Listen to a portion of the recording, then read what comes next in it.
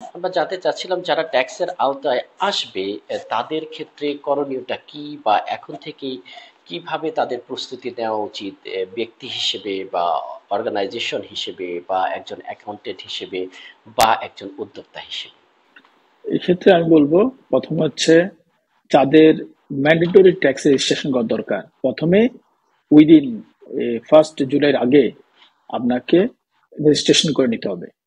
মানে হচ্ছে federal tax অথরিটির আন্ডারে আপনি রেজিস্ট্রেশন করবেন, অ্যাজ এ ট্যাক্সেবল পার্সন হিসাবে আপনি রেজিস্ট্রেশন করবেন।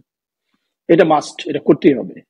প্রথম ক্ষেত্রে হচ্ছে এলএলসি, পার্টনারশিপ অথবা পার্টনার, অথবা যারা বিজনেস করতেছেন, অনেক কাছে প্রপার্টরশিপ আছে, ওরাও কিন্তু আন্ডার ট্যাক্স এর আওতায় পড়ে যাবে। শুধুমাত্র ওয়াইজ আর্নার স্যালারিড পার্সন ছাড়া বাকি সবাই পড়ে যাবে।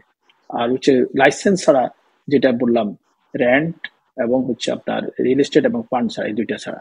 তাহলে আপনাকে এই মানে যারা ওয়াইজ আর্নার, স্যালারিড পার্সন এবং হচ্ছে উইদাউট লাইসেন্স ছাড়া কাজ করতেছেন, তাদের রেজিস্ট্রেশন করা দরকার নেই, এক্সামটেড। আর বাকি সবাই ট্যাক্সের আওতায় পড়বেন, যেহেতু ফেডারেল ট্যাক্স অথরিটি আপনি ট্যাক্স রেজিস্ট্রেশন করবেন। ট্যাক্স রেজিস্ট্রেশন করার সময় আপনাকে একটা খেয়াল রাখতে হবে যে আপনার বিজনেস কি ধরনের হয়ে থাকে। এখানে অনেকগুলা কন্ডিশন দেওয়া আছে, অনেকগুলো অপশনও দেওয়া আছে। যেমন আপনি স্মল এন্ড মিডিয়াম এন্টারপ্রাইজ হিসাবে অথবা স্মল বিজনেস হিসেবে রেজিস্ট্রেশন করতে পারবেন। আপনি ফ্রি ট্যাক্স জোনে রেজিস্ট্রেশন করতে পারবেন।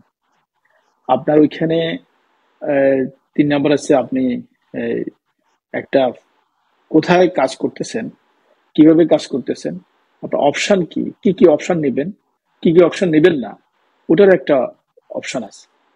অর্থাৎ এই 3 ক্যাটাগরিতে সিলেক্ট করেই আপনাকে রেজিস্ট্রেশনটা করতে হবে। সেকেন্ড হচ্ছে, আপনাকে মাস্ট অ্যাকাউন্টিং বা ফাইন্যান্সিয়াল স্টেটমেন্ট, আমরা যেটা বলি হিসাব, আপনার হিসাবকে অবশ্যই মেনটেন করতে হবে। এই ক্ষেত্রে আমি বলবো, নট ওনলি ট্যাক্সেবল পার্সন, যারা নন ট্যাক্সেবল পার্সন, অর্থাৎ বিজনেস করতেছেন, প্রপার্টরশিপ বলেন এবং রেন্টাল ইনকাম যাদের আছে উইদাউট লাইসেন্স ছাড়া, যেটা আমি বললাম ট্যাক্সের আওতায় নাই, ওদেরকেও অ্যাকাউন্টস মেনটেন করতে মাস্ট। কারণ হচ্ছে যে কোনো সময়, আমি বললাম সে ধরেন আমি যে বললাম যে আমি ট্যাক্সেবল পার্সন না, কিন্তু যদি tax authority, federal tax authority মনে করে আমি taxable person, I have to produce my document.